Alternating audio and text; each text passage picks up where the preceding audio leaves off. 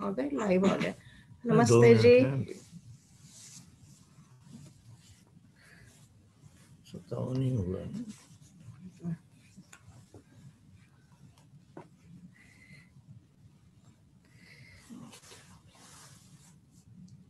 सभी, आप सभी को नमस्ते। हाँ जी, लाइव आ गए हैं। चलो शुरू चलिए प्रारंभ करते हैं। नमस्ते। पिछली बार हमने देखा कि हमने अयोध्या कांड प्रारंभ किया था पिछले सप्ताह, और उसमें हमने देखा कि श्री राम के राज्याभिषेक का निश्चय किया गया, जो परस्पर कि राम किन किन कारणों से सर्वाधिक योग्य हैं कि राजकाज संभाले। अब उसी प्रकरण को आगे बढ़ाते हुए अब जो परिषद है, बड़ी परिषद, वह उस निश्चय का अनुमोदन करेगी राम के राज्याभिषेक का। तो हम सीधे कथा प्रारंभ करते हैं आज की। ततः परिषदं सर्वमामन्त्र्य वसुधाधिपः हितमुद्धर्षणं चैवमुवाच प्रथितं वचः। महाराज दशरथ ने अपनी समूची परिषद को आमंत्रित किया, और आमंत्रित करने के पश्चात प्रसन्न भाव से, यानी सभी को जो प्रसन्नता देने वाले वचन हैं, इस प्रकार के हितकारी और जिस प्रकार के प्रार्थित कहना चाहिए उसे, कि जिस प्रकार की परिषद द्वारा जिसकी कामना की गई थी, प्रार्थना जैसा चाहती थी परिषद, उसी प्रकार के अच्छे वचनों को कहना प्रारंभ किया। क्या कहा उन्होंने? विदितं भवता मे तद्यथा मे राजमुत्तमं पूर्वकैर्मं राजेन्द्रः सुतवत् परिपालितम्। कि जैसे अब से पहले जितने भी हमारे वंश में यहाँ राजा हुए हैं, उन्होंने इस धरती का जिस प्रकार अपनी इस धरती और राज्य दोनों का अपने पुत्र की भांति उसका पालन किया, तो उसी प्रकार इस विशाल राज्य का पालन हमारा भी दायित्व है। अर्थात जिस प्रकार अयोध्या राज सदा दूसरों, उनके जो पूर्वज थे, अन्य पूर्वज, उनके माध्यम से संतान की भांति पाल पोस कर उसका वर्धयार इसमें शब्द आता है कि जिस प्रकार उसको बढ़ाया, जैसे अपने संतान को बढ़ाया जाता है और उसका पालन पोषण किया जाता है स्नेह पूर्वक कि वह आगे बढ़े और उन्नत हो, उसी प्रकार से इस राज्य के प्रति भी महाराज दशरथ ने उसी प्रकार उस राज्य का पालन किया कि यह राज्य अधिक उन्नत अवस्था को प्राप्त हो, आगे बढ़े। तो वे सबसे पहले अपनी बात प्रारंभ करते हुए कहते हैं कि आप सभी जानते हैं कि हमने भी अपनी परंपरा का उसी प्रकार पालन करते हुए अयोध्या को इसी प्रकार माना है, और आप सब इस बात से परिचित हैं।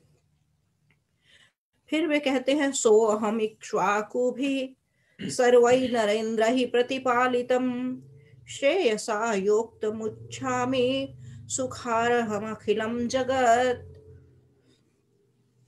फिर वे कहते हैं कि इक्ष्वाकु वंश द्वारा जो पालित, संचालित और पोषित यह राज्य है, इस राज्य को मैं आगे भी समस्त प्रजा प्राणी मात्र के सुख और कल्याण के लिए आगे ऐसा दायित्व सौंपना चाहता हूँ कि यहाँ सभी का कल्याण और सुख निरंतर बना रहे, जैसी कि हमारी वंश में परंपरा चली आई है। जी आचार्य जी। Last time we saw that the King Dasarath had a consultation with his council of ministers and they developed an idea that the Prince Ram should be declared as the crown prince. And then towards the end, last week, we saw that a greater, larger council of various kings were invited. So now today we read that that meeting is going to take place, is taking place, and it begins with a statement by the king Dashrath, and he is narrating, developing the idea that I have done to my best capability what has been the tradition of the lineage Ikshwaku, always emphasizing that the public at large has to be taken care of like parents take care of their own children. So Puttavat, and then he's saying, I have never discriminated. My eyes have been throughout the world, Akhilam Jagat. So as if that makes him as a Chakravarti Samrat. So I have tried to bring joy and happiness to all the people in the world. Now he continues. मयाप्याचरितं पूर्वहि पन्थामनुगच्छता प्रजा नित्यमनिद्रेण यथा शक्त्यभिरक्षिता। वे कहते हैं कि जो मेरे पूर्वजों ने जैसा मुझे दायित्व सौंपा था और परंपरा बनाई थी, दोनों ही बातें हैं, और मुझे जिस प्रकार का निर्देश और संस्कार प्राप्त हुए थे, मैंने अपने पूर्वजों के उन्हीं सब निर्देशों, इच्छाओं और भावनाओं इत्यादि को अपने मन में रखते हुए बड़े प्रेम पूर्वक, बहुत स्नेह से अपने इस दायित्व को और इस प्रजा को और इस राज्य को जितनी मेरी शक्ति थी, मैंने यथाशक्ति उसे निभाने का और इस प्रजा के पालन का जो मेरा दायित्व था, मैंने उसे पूरा करने का यत्न किया है। इदं शरीरम कृत्स्नस्य लोकस्य चरिता हितिम पांडुरस्यात् पत्रस्य छायायाम जरितम मया। प्रजाजनों के हित की कामना करते हुए इस श्वेत राजछत्र, यानी राजछत्र केवल वही नहीं होता जो राजा के सिर के ऊपर छाता सा लिए हुए होते हैं, एक पूरा, यानी उस पूरे राज्य को जो अपने उसमें समेटे हुए है, एक उस प्रकार श्वेत कहने का अभिप्राय थोड़ा इस तरह से भी है, क्योंकि यश, प्रसिद्धि और जितने भी पवित्र चीजें हैं जिनके हम निष्कलंक जिसे हम कहते हैं, वे सब श्वेत मानी जाती हैं। तो वे यहाँ श्वेत शब्द कहकर वे कहना चाहते हैं कि इसे, जैसे आपने सुना भी होगा, ज्यों की ध्यों धर दीनी चदरिया वाली बात है। तो एक श्वेत राज छत्र है, इतना निष्कलंक, इतना साफ स्वच्छ, जैसा मुझे वह मिला था। मैंने जरा जीर्ण होने की अवस्था तक, अपनी देह के उस अवस्था में पहुंच जाने की स्थिति तक आते आते, क्योंकि अब लगभग 97 वर्ष के हो चुके हैं महाराज दशरथ, तो वे कहते हैं कि मैंने इस अवस्था तक आने तक उस सारे यथाशक्ति जरा जीर्ण हो गया मेरा शरीर, लेकिन मैंने उसे, मैं कामना करता हूँ कि यह उसी प्रकार, उसी भाव से एकदम निष्कलंक यह राजकाज आगे बढ़ता रहे, और मेरा शरीर बहुत वृद्ध हो गया है, जरा जीर्ण हो चुका है। जीर्णस्य शरीरस्य विश्रांतिमभिरोचये राज प्रभावजुष्टाम ही दुर्वहाम जितेन्द्रियः परिश्रांतोस्मि लोकस्य गुर्वीं धर्मधुरं वहन् सोहम विश्राम इच्छामि रामम कृत्वा प्रजाहिते। कहते हैं वे जब सभा में हैं तो सभा से कहते हैं कि मैं चाहता हूं कि अब इस जरा जीर्ण हुए यानी बहुत ही बुढ़ापे से, जो जैसे होता है कि यदि आप कोई एक, मान लीजिए, कल्पना कीजिए कि आपके आंगन में, आपके लॉन में, बगीचे में, बाहर खुले में एक वस्त्र टांग दें और वर्षों तक उस वस्त्र को उसी प्रकार छोड़ दें, उसके लिए कोई यत्न न करें, तो हवाओं के थपेड़े, वर्षा की बूंदें, धूप, यही सब मिलकर उस वस्त्र को तार तार कर देते हैं।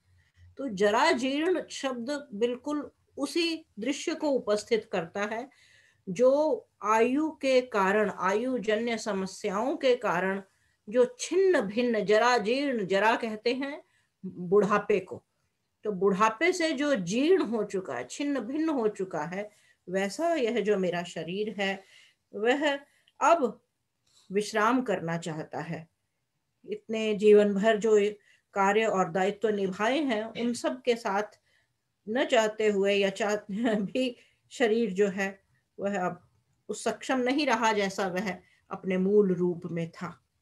तो पर और वे कहते हैं यह धरती जो है, कितने बड़े बड़े राजा आए, जितेंद्रिय राजा, अजितेंद्रिय राजा, है ना, और उनका बहुत पराक्रम था, किंतु जो अजितेंद्रिय होते हैं और पराक्रमशील नहीं होते हैं वे इस धरती और राज्य का बोझ नहीं उठा सकते। तो वह धर्म रूपी जो धुरा है, कहते हैं, क्योंकि मैं सदा जितेंद्रिय रहा, और जो धर्म रूपी धुरी है उसकी पूरी, उससे जैसे जैसे एक आप कल्पना कीजिए एक छाता होता है, छाते के भीतर उसके बिल्कुल केंद्रक में एक छड़ होती है ना, वह उसकी धुरी जैसी है। तो इसी प्रकार वे ऐसी कल्पना कीजिए कि पूरी धरती मान लीजिए एक छाता है, और या एक लट्टू आपने देखा होगा गोल घूमता है, और लट्टू को जो बच्चे या जो लोग चलाना जानते हैं उसे गोल गोल, उसके नीचे एक एक पतली सी नोक जैसी बनी हुई होती है, और उस नोक पर वह पूरा लट्टू जो है उसे गति दे देते हैं, और वह धरती पर जब उसे फेंकते हैं उस पतली नुकीली सी उस पर वह नाचता रहता है। तो वे कहते हैं वही उसी उसी नोक को मान लीजिए, धुरी मान लीजिए उसकी।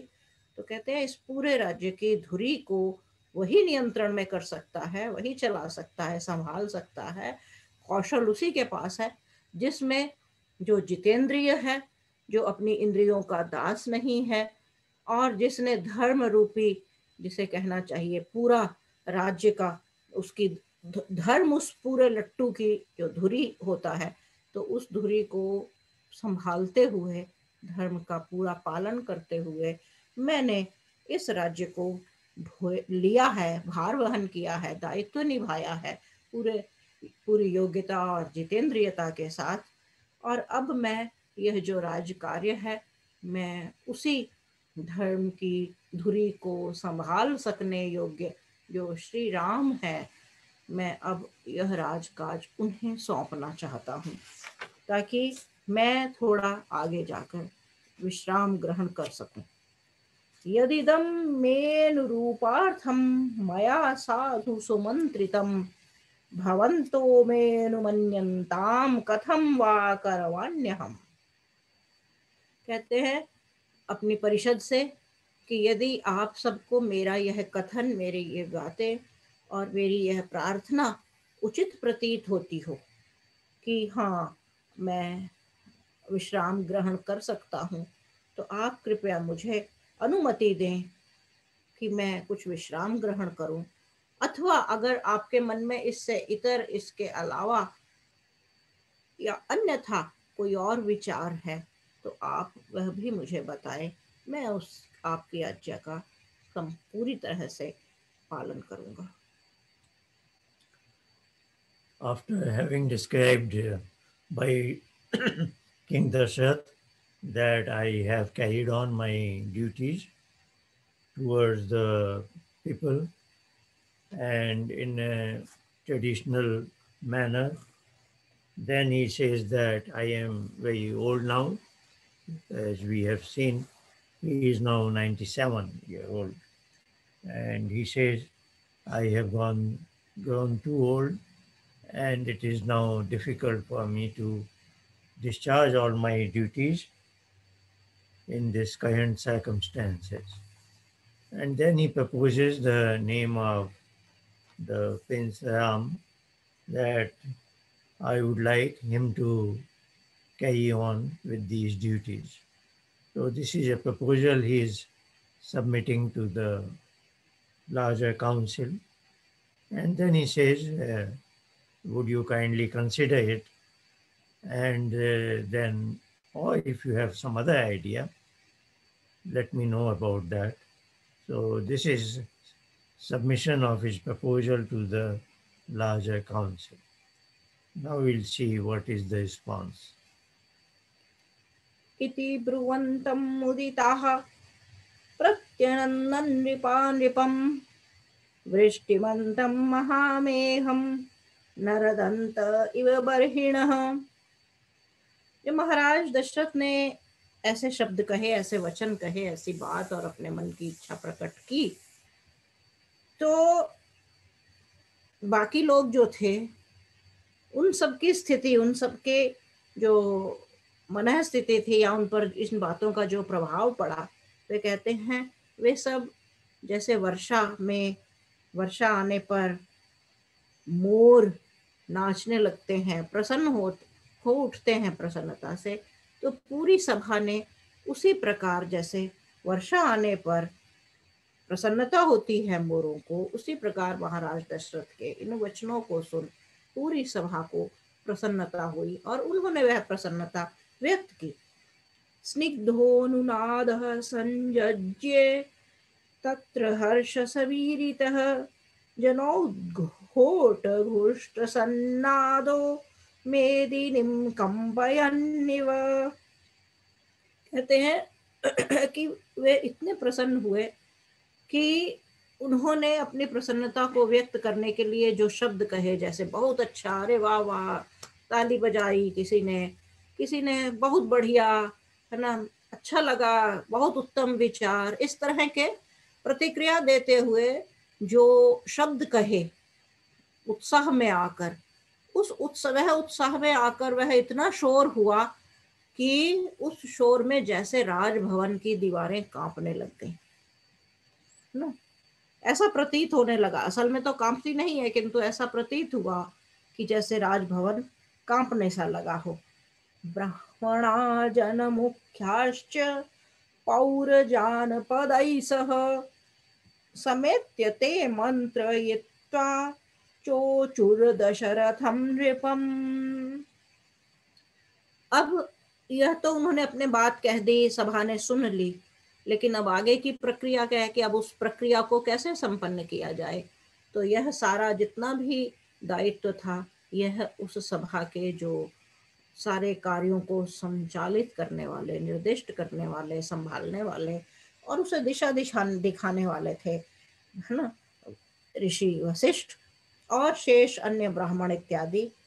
उन्होंने इस प्रक्रिया के लिए परस्पर विचार विमर्श किया और जब विचार विमर्श किया तो वे किस क्रम से आगे का कार्य संपन्न किया जाए, यह उन्होंने महाराज दशरथ को बताया। क्या कहा?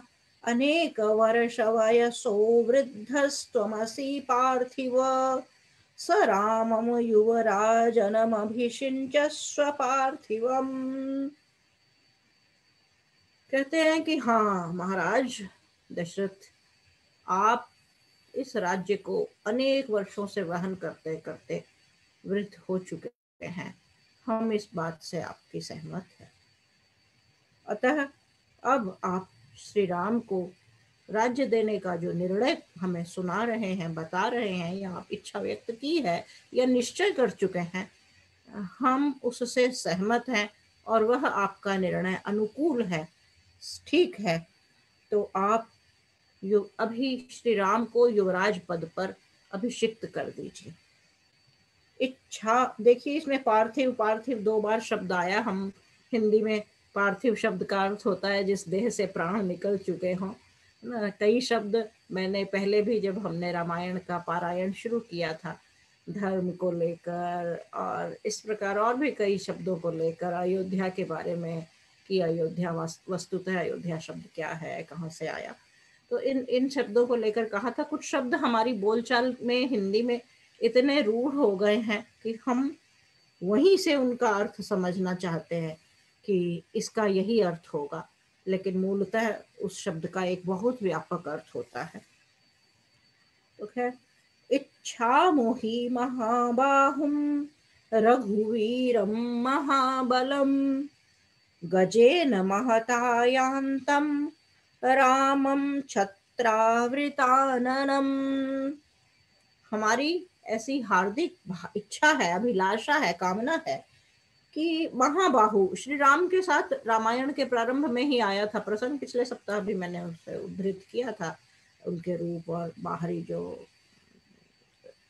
दिखाई देने वाला जो स्वरूप है उनका, कि वे महाबाहु हैं। उनकी लंबी लंबी भुजाएं हैं और लंबी भुजाएं इतनी हैं कि वे उनके घुटनों तक आती हैं। तो कहते हैं महाबाहु और महाबली, उनमें बल भी बहुत है। ऐसा नहीं है कि लंबी बाहें हैं, शरीर ऐसा है लेकिन उसमें जितेंद्रियता न हो, क्योंकि जितेंद्रियता के अभाव में जो शरीर और देह जर्जर हो जाती है, तो वैसा नहीं है। राम जितेंद्रिय हैं, इसलिए महाबली हैं। तो महाबाहु भी हैं और महाबली भी हैं। फिर वे कहते हैं कि ऐसे श्री राम एक बड़े से हाथी पर बैठकर, है ना, और उनके सिर पर एक राज छत्र हो, ऐसा उनका एक, जिसे हम बोलचाल में जुलूस कहते हैं, शोभा यात्रा, उसके लिए शब्द है हिंदी में शोभा यात्रा, ताकि जिससे शोभा बढ़ाने वाली थोड़ी यात्रा है। तो ऐसी एक शोभा यात्रा निकालनी चाहिए। और हम चाहते हैं कि हम उस दृश्य को देखें कि श्री राम एक बड़े से हाथी पर सुसज्जित भाव से बैठे हैं और हम सब उनके साथ पीछे पीछे, उनके सर पर राज छत्र, क्योंकि राज छत्र जब आ गया तो इसका अर्थ ही है कि वे अब राज्याभिषेक लगभग हो रहा है उनका। राज्य ने उन्हें अनुमोदित कर दिया है कि वे इस राज छत्र को धारण करें। राज छत्र का अर्थ ही यही था, जिसके सिर पर वह राज छत्र होता है, उसी के कंधों पर जैसे होता है, उसी व्यक्ति के ऊपर पूरे राज्य का दायित्व होता है। तो उसी को यह व्यक्त करता है राज छत्र। ऐसा नहीं है कि वह कोई छाता है कि वर्षा रोकने के लिए उसे लगाया जाता है, वह इस बात का प्रतीक है कि इस राज्य का दायित्व अब उसके सिर पर आ गया है। मुहावरे में जैसे हम कहते हैं ना, सिर पर आ गया है, तो यह लगभग वैसी ही बात है। तो वशिष्ठ आदि ऋषि कहते हैं कि हमारी भी अब ऐसी इच्छा है कि हम श्री राम को उस स्थिति में देखें कि एक शोभा यात्रा निकल रही है, जिस पर महाबली और महापराक्रमी श्री राम बैठे हैं हाथी के ऊपर, और उनके सिर पर एक राज छत्र है जो अयोध्या का राज छत्र है। चक्रवर्ती, पूरी पृथ्वी की बात आई अब पीछे एक श्लोक में, कि इस पूरी पृथ्वी को, क्योंकि अयोध्या उस समय केंद्र है सृष्टि के, सारा जो चक्रवर्ती साम्राज्य है धरती का, तो वे कहते हैं कि श्री राम चक्रवर्ती सम्राट के रूप में उस यात्रा में प्रस्तुत किए जाए जनता के सामने, समाज के समक्ष। इति तद्वचनं श्रुत्वा राजा तेषां मनः प्रियम् अजाननेव जिज्ञासुहृदं वचनमब्रवीत्। महाराज ने उनके ये सारे प्रिय वचन क्योंकि महाराज दशरथ के मन में श्री राम को ही बनाने की इच्छा थी, और जब परिषद ने उनका इसका अनुमोदन कर दिया तो यह बात बड़ी अच्छी लगती है। हमारे मन में कुछ इच्छा हो कि हम घर में ऐसा करें और वैसा करें, ऐसा हो, और यदि घर में सब सहमत हो जाए बड़े, तो हमें स्वाभाविक है कि हमें उनकी बातें बड़ी प्यारी लगती है, अच्छी लगती हैं। और अगर हमारी उस इच्छा का कोई पालन न करे, विरोध करे, तो हमें दुख होता है, हमें वही उनकी बातें प्रिय नहीं लगती हैं। तो जब हमारे मनोनुकूल होता है तो हमें बहुत प्रिय लगता है। तो इसीलिए उन्हें वह बातें, उनके ये वचन बहुत प्रिय लगे महाराज दशरथ को, और उन्होंने उनके मन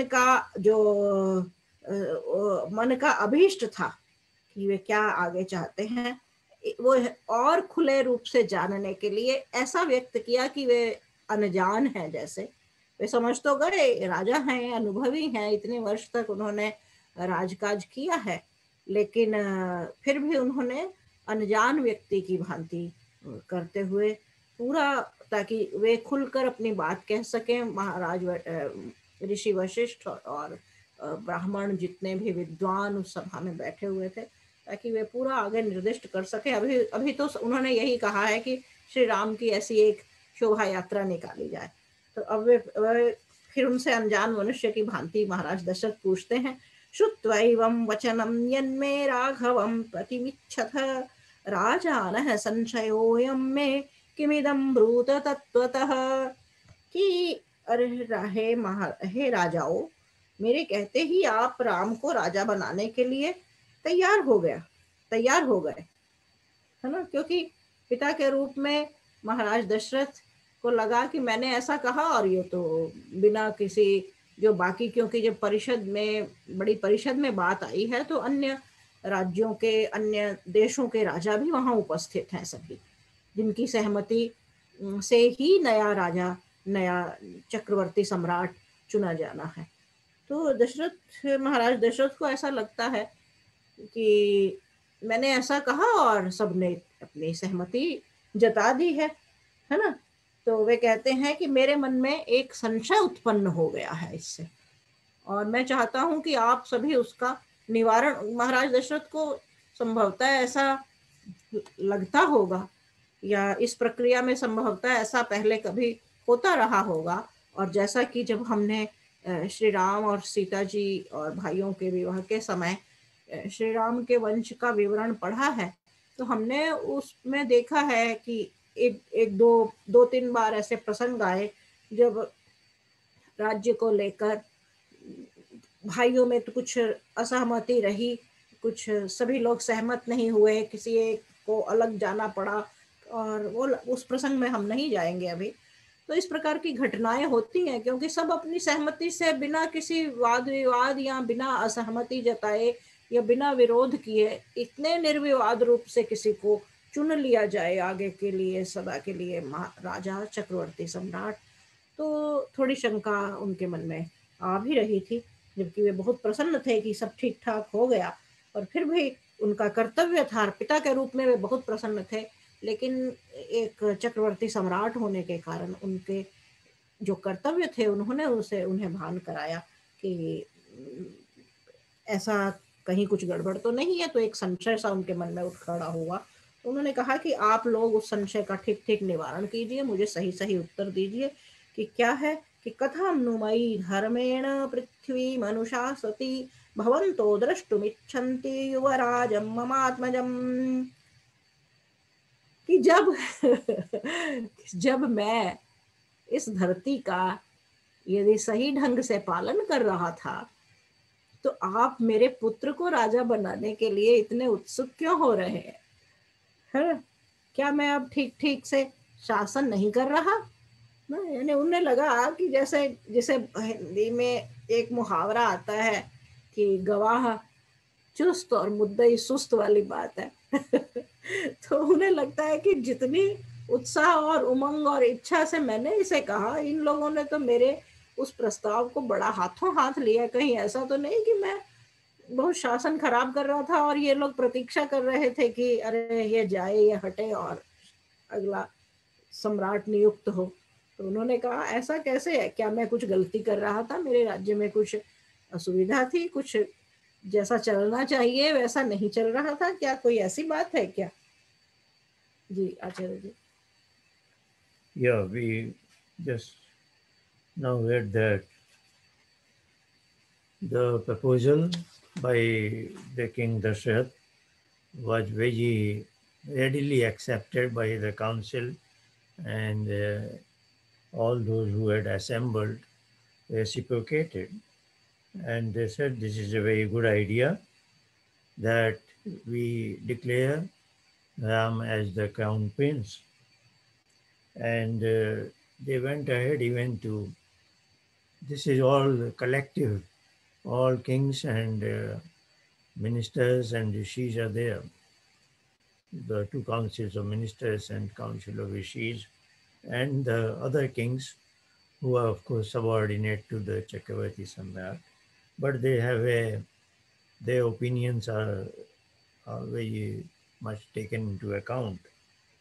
When this readily agreed, they even went on to speculate. It will be very nice for us to see that wonderful scene that Crown Prince Ram is on the giant elephant riding and everybody welcoming him.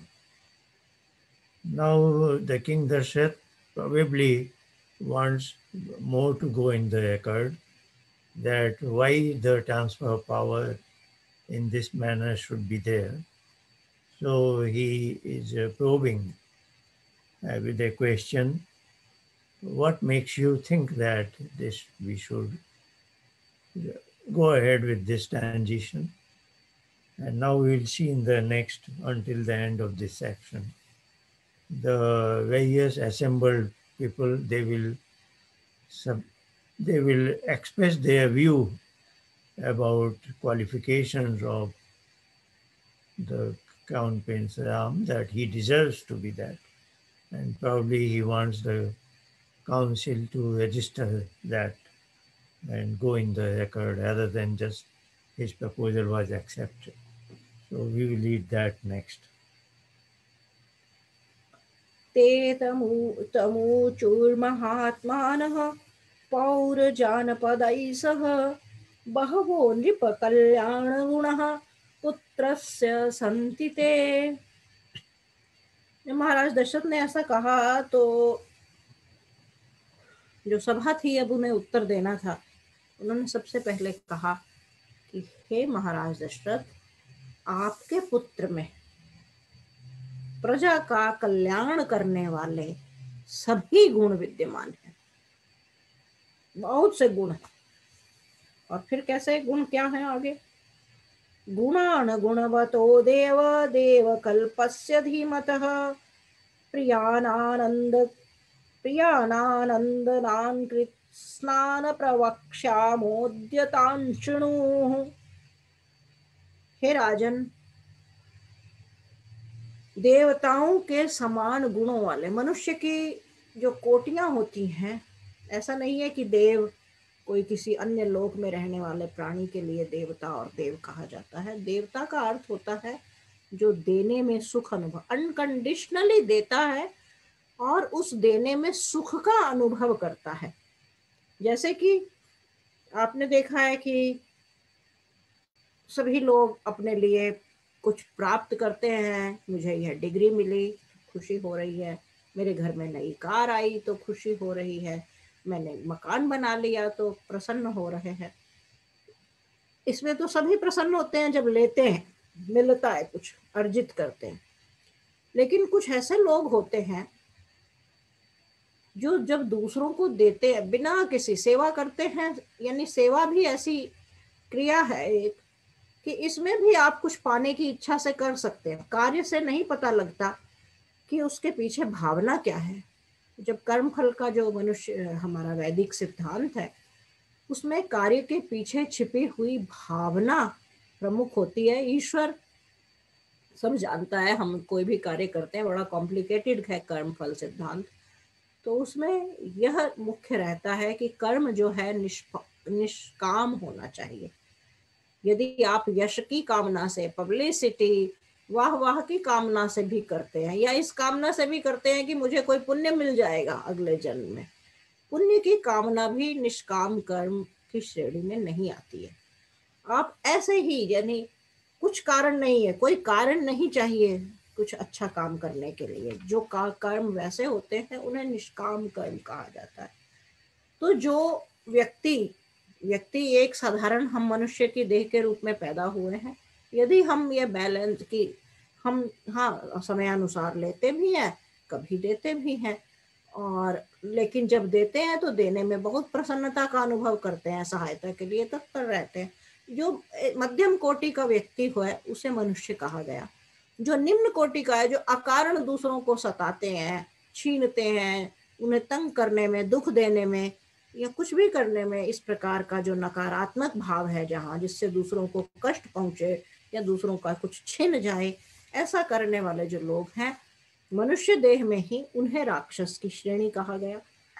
और जो इससे विपरीत है, जो मनुष्य के रूप में पैदा है, जन्म शरीर मनुष्य ही है, तीनों कोटियां, इनके बीच में भी असल में एक एक कोटि आती है, उनकी अभी हम नहीं चर्चा कर रहे। लेकिन जो ऊपर वाली कोटि के मनुष्य हैं वे देवता कहलाते हैं, क्योंकि जो बिना किसी कामना के, बिना किसी स्वार्थ के, बिना बदले में कुछ चाहे या स्वयं के लिए कुछ चाहे, दूसरों को देते हैं और उस देने में प्रसन्नता का अनुभव करते हैं। कैलकुलेट करके नहीं देते हैं कि मेरी शादी में उसने इतना शगुन देकर गया था तो उसके शादी में भी मैं इतना शगुन देकर आऊं तो हिसाब बराबर हो जाएगा, ऐसा नहीं है ना। तो वे कहते हैं कि श्री राम जो हैं, जो देवता, उन्हें देवता, जो मैंने कहा अभी, वे देवता होते हैं। इसीलिए सूर्य को देवता कहा गया, वायु को देवता कहा गया, जल को, क्योंकि ये सब हमसे बदले में हमसे कुछ नहीं चाहते, ये सदा देना देना देना देना। तो इसलिए भारतीय परंपरा में, संस्कृति में हम लोगों के ऊपर आज का जो वर्तमान समाज है तरह तरह के इसीलिए आक्षेप करता है, इतने करोड़ देवता हैं, इतने ये हैं वो हैं। तो वस्तुतः जो बिना किसी अपेक्षा के देते हैं, जब आप देवता का यह अर्थ बदले समझते हैं कोई मुकुट पहना हुआ कोई देवता है जैसे, तो ऐसा कुछ नहीं है। जो भी इस भाव से देता है वह सभी देवता हैं। तो श्री राम में वे सभी गुण हैं जो किसी दिव्य व्यक्ति में होने चाहिए, देवता में होने चाहिए, कि वे अपने लिए कभी कुछ ना चाहे, दूसरों के लिए करता रहे, कर्तव्य निभाता रहे और उसमें प्रसन्नता अनुभव करें, देने में, लुटाने में, सहयोग करने में, सुख देने में, किसी भी प्रकार का देना, ज्ञान देने में। जब भी आप संसार को कुछ देते हैं बिना बदले में कुछ चाहे, तो आप दिव्य हो जाते हैं।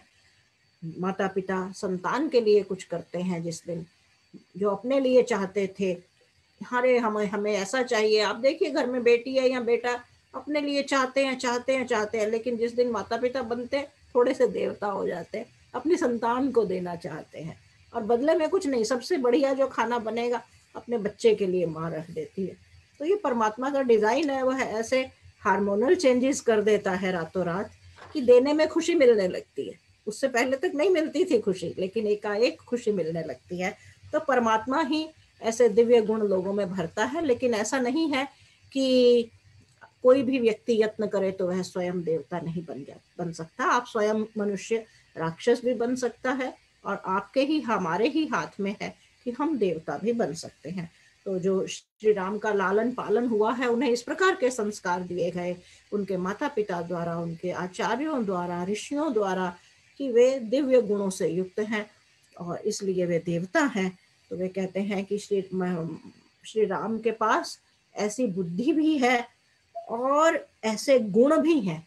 ये दोनों है, देवताओं की जैसी बुद्धि होनी चाहिए और जैसे गुण होने चाहिए, जैसे कर्म होने चाहिए, श्री राम में उन सब का समन्वय है। वे सबके प्रिय हैं, सबको सुख देते हैं और ऐसे सभी गुण जो हैं उनका हम आगे आपको बताते हैं कि वे गुण कौन कौन से हैं। यह उस सभा के लोगों ने कहा कि हम वर्णन करते हैं, आप उन्हें सुनिए। और अब महाराज दशरथ के सामने वे श्री राम के गुणों का वर्णन करने जा रहे हैं। दिव्यैर्गुणैः शक्रसमो रामः सत्य पराक्रमः इक्ष्वाकुभ्योऽपि सर्वेभ्यो ह्यतिरिक्तो विशाम्पते।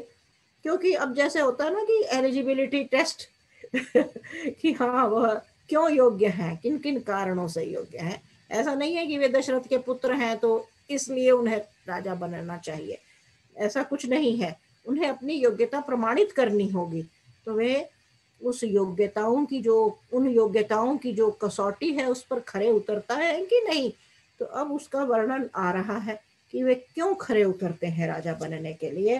वे कहते हैं, प्रजाओं के स्वामी महाराज दशरथ सुनिए कि सत्य पराक्रमी श्री राम जो हैं वे दिव्य गुणों में इंद्र के समान हो रहे हैं।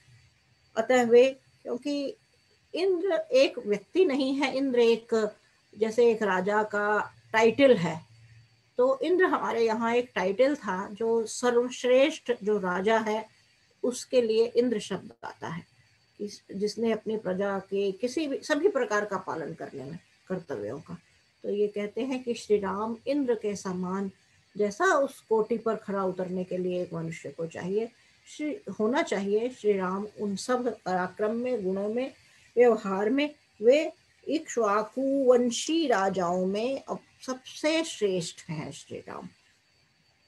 तो रामः सत्पुरुषो लोके सत्यः धर्मपरायणः साक्षाद् रामद्विर्निवृत्तो धर्मश्चापि श्रिया सह।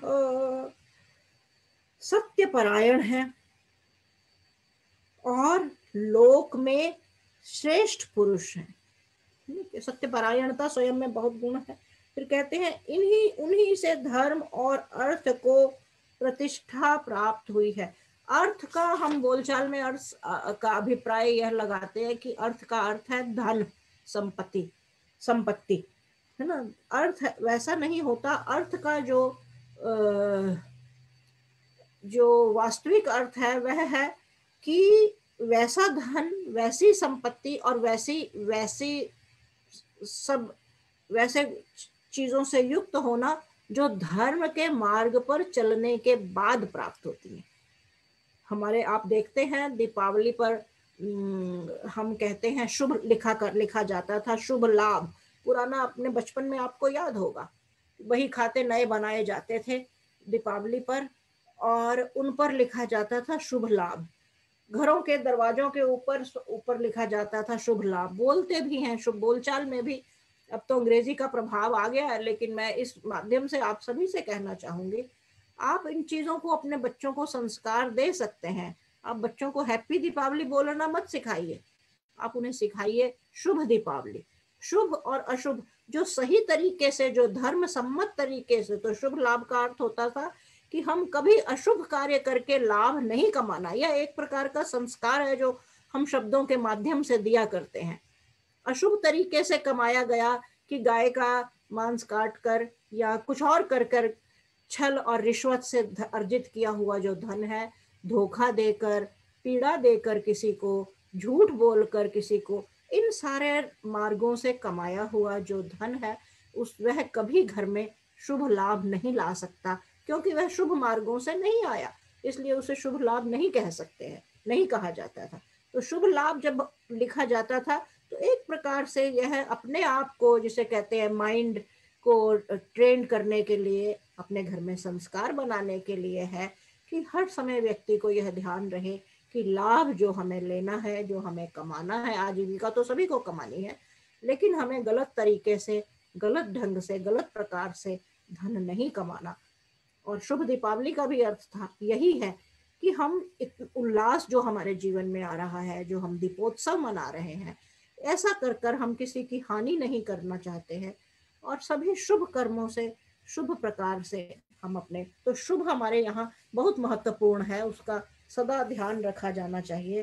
तो इन्हीं ऐसे ही मार्गों से, धर्म के मार्ग पर चलकर जो आप जो भी कुछ अर्जित करते हैं वह मूलतः इस शब्द का से उसका अर्थ जुड़ा होता है। फिर अगला मोक्ष भी आता है, तो यानी धर्म अर्थ काम मोक्ष की जो बात की गई है, तो यह उसी क्रम में यहाँ अर्थ समझिए इसका कि, तो कहते हैं कि उन्हीं से धर्म और अर्थ को, श्री राम के ऐसे व्यवहार और योग्यताओं के कारण धर्म और अर्थ को अधिक प्रतिष्ठा प्राप्त हुई है। प्रजा सुखत्वे चंद्रस्य वसुधाया क्षमा गुणै बुद्धया बृहस्पते स्तुल्यो वीर्ये साक्षात क्षीपते। प्रजा को सुख देने वाले श्री राम चंद्रमा के समान, चंद्रमा के तुल्य है ना। चंद्रमा के तुल्य होने का अभिप्राय है कि दूसरों के हृदय को जो शीतलता देता है, जो रस भर दे, जिस प्रकार चंद्रमा फसलों में हमारी रस भर देता है ना, संताप भर लेता है, तो वे कहते हैं चंद्रमा के तुल्य हैं प्रजा को सुख देने में, क्षमा करने में पृथ्वी के समान है, और बुद्धि में बृहस्पति के तुल्य। बृहस्पति बड़े, आपने जब विश्वामित्र वाला प्रसंग पढ़ा तो देखा, बृहस्पति बहुत आचार्यों के आचार्य रहे हैं, उनका नाम बृहस्पति था, तो इसलिए वे कहते हैं आचार्य, तो किसी की उपमा देनी हो विशेष आचार्य के रूप में तो उन्हें बृहस्पति के समान कहा जाता है, और पराक्रम और अच्छा राज्य करने में किसी की उपमा देनी हो तो इंद्र के समान कहा जाता है।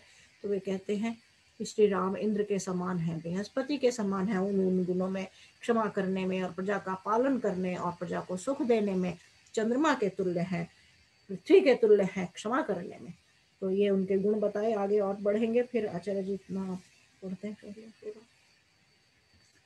So now in response to King Dasharatha's request that why should Prince Ram be selected as the crown prince, they elaborate his qualities, starting with that, yes, he is capable of taking care of the people just the way that has been the tradition, Praja and Prajapati.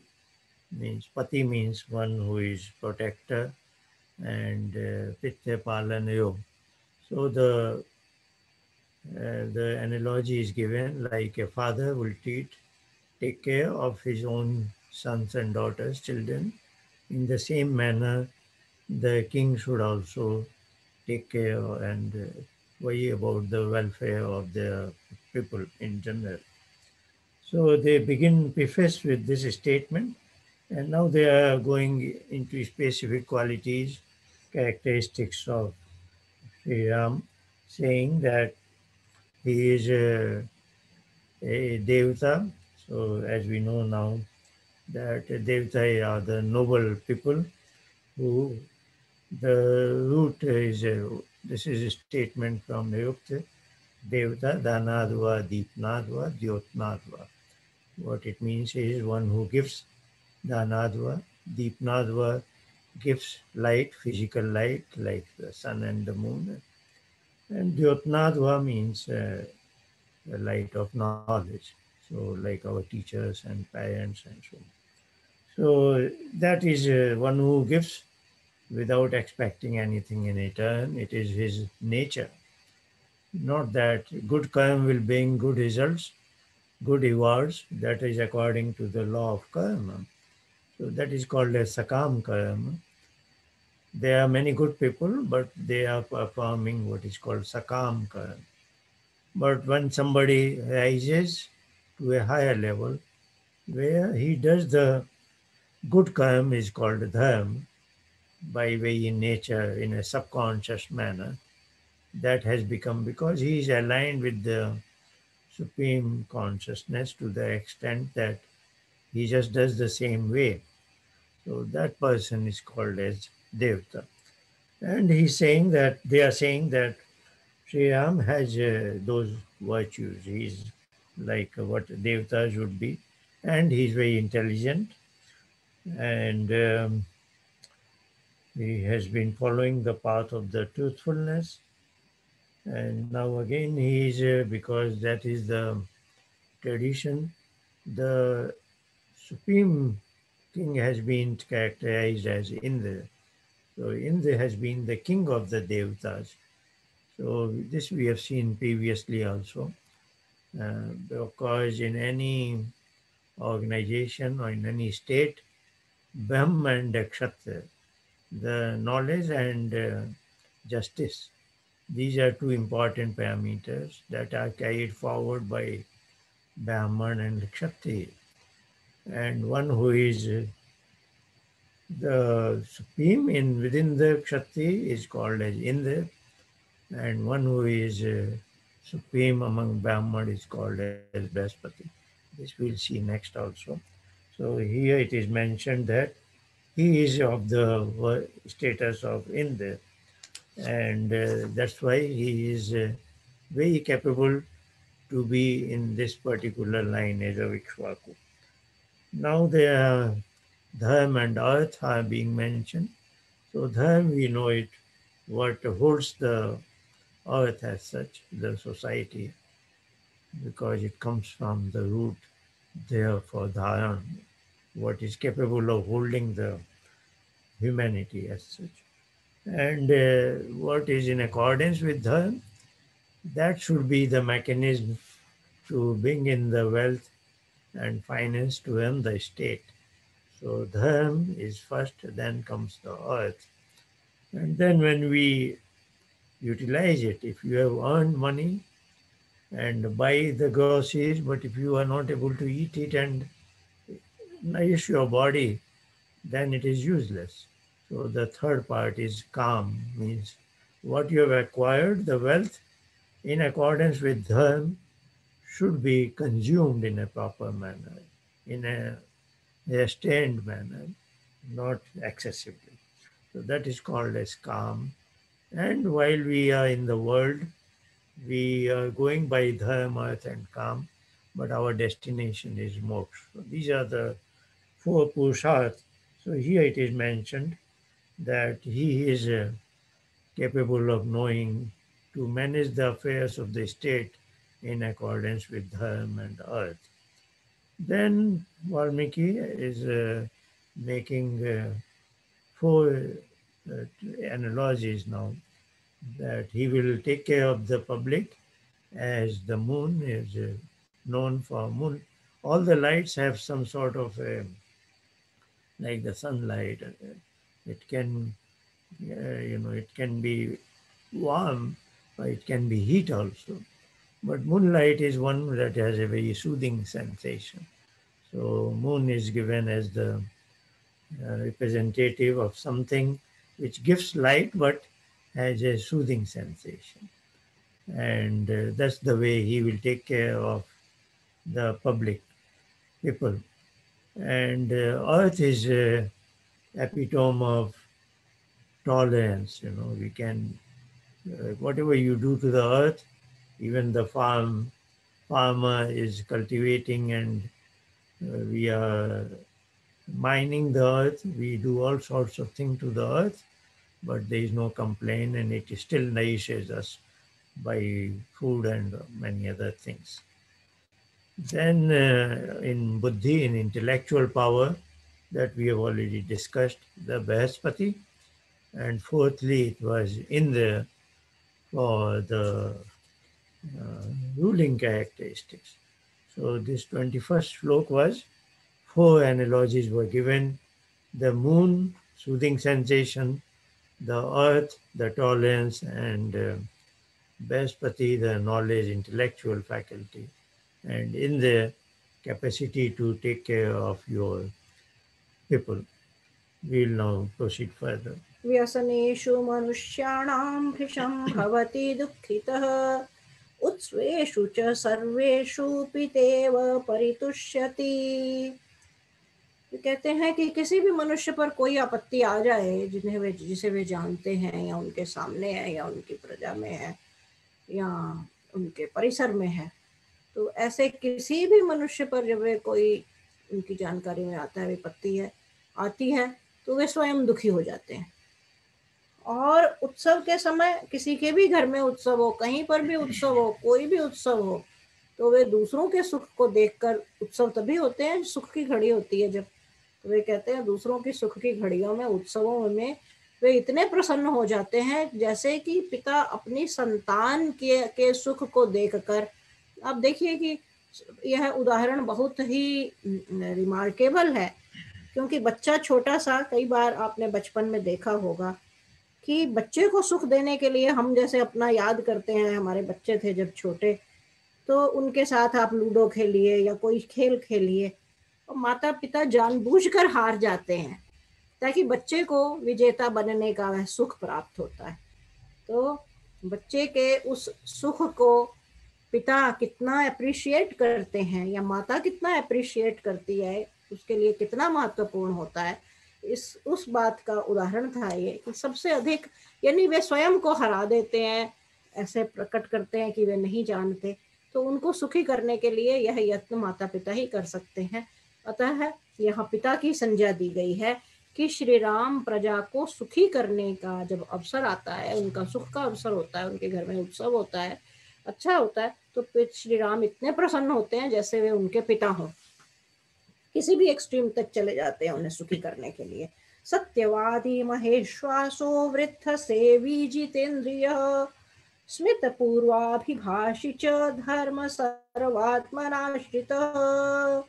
कहते हैं श्री राम जो हैं वे सत्यवादी हैं, सत्य बोलने वाले हैं, धनुर्धर है ना, अर्थात जो महाबली वाली बात आई है, महापराक्रमी, धनुष विद्या में आपने जाना ही है, सीता जी के समय जो प्रसंग था महाराज दशरथ के यहाँ जो हुआ, वे कहते हैं महाधनुर्धर हैं और वृद्धों की सेवा करने वाले हैं, अर्थात जो उनके बुजुर्ग हैं उनके प्रति इतने विनम्र भाव से उनकी सेवा करते हैं, चाहे वे ज्ञान में वरिष्ठ हों, चाहे आयु में वरिष्ठ हों, चाहे अनुभव में उनसे बड़े हों, किसी भी रूप में जो भी उनसे अधिक जानने वाले हैं। वृद्ध केवल शरीर से वृद्ध हुए के लिए ही प्रयोग नहीं होता है, वृद्ध सभी प्रसंगों में आता है कि जो भी उनसे वरिष्ठ हैं किसी भी प्रकार से, उन सब की सेवा करने में श्री राम बहुत सुख का अनुभव करते हैं।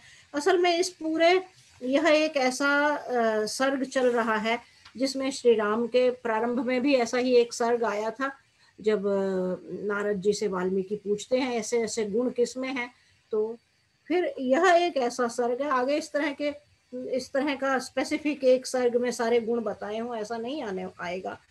और इस एक सर्ग को हम रख कर सामने पढ़कर जानकर इतना बड़ा अपने लिए एक मार्ग खोल सकते हैं कि हमें इस पूरी कथा से बाकी सब कुछ छोड़ दें, लेकिन श्री राम के ये सारे गुण की एक जैसे लिस्टिंग है, तो हम समझ सकते हैं कि हमें क्या क्या अपने जीवन में अपनाना है। उनके कार्यों को छोड़ भी दिया जाए कि शेष कार्य उन्होंने क्या किए, पूरी कथा में क्या था, उन सबको छोड़ दें तो यही एक पूरा सर्ग बाकी सब चीजों पर भारी है।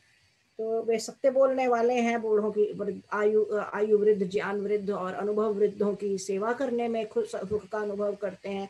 वे महाधुरंधर हैं, दूसरों से हंसकर बात करते हैं प्रसन्न भाव से, और सभी प्रकार का जो धर्म के 10 लक्षण हैं उनका वे सेवन करने वाले हैं।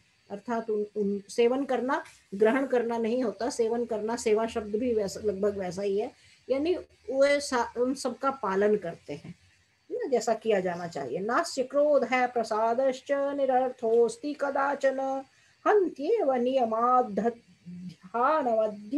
च कुप्यति। कहते हैं उनका क्रोध या प्रसन्नता कभी निरर्थक नहीं होती। जैसे कुछ लोग ऐसे ही अकारण ही खुश हो जाते हैं, है ना, वे या अकारण ही गुस्सा हो जाते हैं, कुपित हो जाते हैं दूसरों पर। तो कहते हैं श्री राम ऐसे नहीं है, न वे अकारण प्रसन्न होते हैं, न ही वे अकारण कुपित क्रोधित होते हैं। हमेशा यदि ये सदा कुछ ना कुछ उसमें अर्थ रहता है उनकी प्रसन्नता और क्रोध का भी। वे कहते हैं वे क्रोध उन पर करते हैं जो मारने योग्य है, तभी उन पर क्रोध आता है। जो समाज हितकारी नहीं है, जो दूसरों को दुख पहुंचाने वाले हैं, और तब वे कुपित होकर उन्हें मार देते हैं। क्योंकि जो और वे ऐसा नहीं कभी करते कि कोई मेरा आत्मीय है तो उसे मैं नहीं, यदि गलत किया किसी ने, जो कुपित को करने योग्य है उस पर क्रोध करते हैं, चाहे वह उनका कितना भी अपना हो। और जो अवध्य है, अवध्य शब्द बना है जिनका कभी वध नहीं। वध शब्द केवल देह के अर्थ में ही नहीं आता। वध जब किसी के आप सुख को भी नष्ट करते हैं तब भी आप उसका वध कर रहे होते हैं। किसी भी उसकी जो अच्छी चीज है, चाहे उसका सुख है, चाहे उसकी आयु है, चाहे उसकी देह है, चाहे उसकी कीर्ति है, यदि आप दूसरे की कीर्ति को भी नष्ट कर रहे हैं तब भी इसका अर्थ है कि आप उसका वध कर रहे हैं। किसी भी व्यक्ति के साथ जुड़े हुए किसी भी उसको बढ़ाने वाले, उसकी देह को, मन को, ज्ञान को, प्रचार को, सुख को इत्यादि, परिवार को नष्ट करना वध शब्द का अभिप्राय होता है। वध शब्द उससे जुड़ा होता है।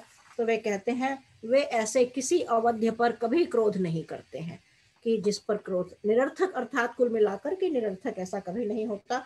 दान्तै सर्व प्रजा कान्तै प्रीति संजनय इंद्राम गुणैरविरुचे रामोदीप्तः सूर्य इवांशुभिः। श्री राम यम नियम आदि, यम नियम अब क्या होते हैं जिन्हें यह जानना है, उन्हें पतंजलि ऋषि कृत जो योग दर्शन है उसका पालन, उसे पढ़ना होगा कि यम नियम क्या होते हैं। यह उपासना मार्ग पर चलने के लिए सबसे मनुष्य को दैनंदिन जीवन में, एक सामान्य मनुष्य को कैसा जीवन यापन करना चाहिए, उसमें कितने यम है, कितने नियम हैं, वे आ जाते हैं कि किस प्रकार उनकी हम व्याख्या में आज नहीं जाते हैं। तो आगे बढ़ना चाहिए क्योंकि समय समाप्त हो रहा है, तो मैं इसे पूरा कर लूं इस सर्ग को। तो श्री राम कष्ट सहिष्णु हैं। कष्ट सहिष्णु यानी कष्ट, पूरा सभी प्रकार के कष्ट सहन करने में भी वो उद्यत रहते हैं। जहाँ तक यम नियम आदि के पालन करने की और योग मार्ग पर चलने की बात है, तो योग मार्ग और उपासना के मार्ग पर चलने के लिए वे सभी प्रकार के कष्ट सहन कर लेते हैं। प्रजा के प्रिय हैं और अपने स्वजन जो उनके हैं, जितने भी उनके जैसे आजकल कहें नेटवर्क के लोग हैं, जो उनसे जुड़े हुए लोग हैं, वे सभी उनके प्रीति जो है, उनके परस्पर उनमें प्रीति को बढ़ाते हैं। ऐसा ही नहीं है कि वह मुझे प्रेम करता है, उनमें भी आपसी सद्भाव और सब प्रेम बना रहे, इस प्रकार के यत्न करते हैं। तो ये श्री राम के ये जो गुण हैं इस प्रकार हैं जैसे कि रश्मियों से युक्त सूर्य की भांति दे दीप्यमान हो श्री राम। जैसे किसी मुकुट में मान लीजिए बहुत सारी मणियां जड़ी हुई हैं और उन पर सूर्य का प्रकाश पड़ता है तो वे जिस प्रकार चमकती हैं, तो कहते हैं श्री राम उसी प्रकार हैं कि बहुत सारी रश्मियों से अलंकृत हैं और उन पर सूर्य का प्रकाश पड़ रहा है और इतने दे दीप्यमान है। तमेवं गुण संपन्नम रामम सत्य पराक्रमम लोकपालोपमम नाथ मकामयत वेदिनी। इन सब गुणों से युक्त श्री राम धरती का पालन करते हुए, लोकपाल जैसे होता है कि पूरे लोक का पालन करने वाला, है ना। तो पृथ्वी अपना, यह पृथ्वी, सब राजा मिलकर कह रहे हैं, तो उन सब की तरफ से था कि यह पृथ्वी उन्हें अपना राजा बनाना, यानी सभी सम्राट, सभी राजा, राज्य और प्रजा उन्हें अपना राजा बनाना चाहती है। राम इंदीवरश्यामम शत्रुनिबर्हणं पश्यामो यौवराज्यस्थं तव राजोत्तरात्मजम्। हम लोग आपके पुत्र को, जो जिसका नाम श्री राम है, उन्हें हम नील कमल के और जो नील कमल के समान श्याम हैं और शत्रुनाशक हैं, उन्हें ही हम इस अयोध्या राज्य का और धरती का चक्रवर्ती सम्राट बनते हुए देखना चाहते हैं। तो यह प्रजा ने महाराज दशरथ के उस प्रश्न के उत्तर में उन सब राजाओं ने जो एकत्रित हुए थे, यह महाराज दशरथ से कहा। जी आचार्य जी। Yeah, they, all those who had assembled, the kings, the council of ministers, the council of rishis, they are listing all the virtues. Satyavadi means he is truthful. Maheshwaso, he is archery expert. Vedyasevi, he takes care of the elders. Jitendriya, he can restrain himself. Smith Purva Vibhashi, he speaks with a smile. And Dharma Sarvatmanas, all is the foundation is that of Dharma. And he doesn't get angry when it is not the occasion. But yes, if somebody deserves to be punished, he punishes them. And one who should not be, he will not be angry with them. And he goes an extra mile effort in the interest of the people. And these are all virtues that a future king should have. And they are then saying he is at the superior grade, that he is capable of discharging all his duties to the excessive state. So that way the council is approving the proposal that was presented by King Dasharatha. So we'll see next. Now specifically there will be elders saying or giving him that what can make Sri Ram as the good king, that he will be hearing the guidance from the elders next. जी, अब हम अगले सप्ताह शनिवार को जब मिलेंगे, central American time प्रातः 8 बजे और भारतीय समय 7:30 बजे शाम को शनिवार को, तो हम अगली बार, अब यह विधिवत अप्रूवल हो गया है, सहमति बन गई है परिवार में भी और राज्य में भी और पूरी जो पूरा धरती के सभी बाकी जितने राजा हैं, राज्य हैं, उन सब में भी। तो अब श्री राम का राज्याभिषेक की प्रक्रिया जो प्रारंभ होगी, उसका पहला चरण है कि श्री राम को उपदेश दिया जाएगा, उन्हें कर्तव्यों, राजकाज कैसे संभालना है, इसकी एक विधिवत प्रक्रिया है जो उससे अवगत करवाया जाएगा। श्री राम को उन्हें तैयार किया जा रहा है, उसका पाठ करेंगे अगले सप्ताह हम। आप सब बने रहिए, अपने स्नेही बंधुओं को जोड़े रखिए और प्रसन्न रहिए, स्वस्थ रहिए। आपको